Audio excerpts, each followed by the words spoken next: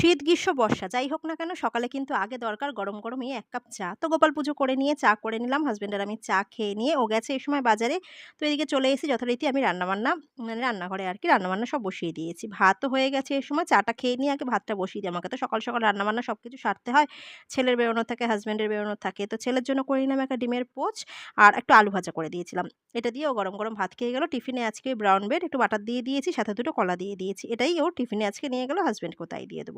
রান্নাবান্না তো এদিকে চিংড়ি মাছ দিয়ে করব কচুরলতি আর করব সোয়াবিন আলু দিয়ে ডিমের ঝোল আরকি ওই একটু কষা, কষা করে করব।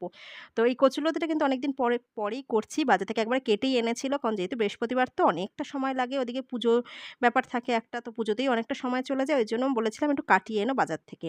তো ওইজন্য চটজলদি কিন্তু হয়ে গেছে। কিন্তু এত ছোট, ছোট করে কেটে দিয়েছে। যাই হোক হয়ে গেছে তাড়াতাড়ি এটাই অনেক। তো এখানে রান্নাবান্না সবকিছু কমপ্লিট। এবার চলে যাব স্নান করে পুজোর দিকে।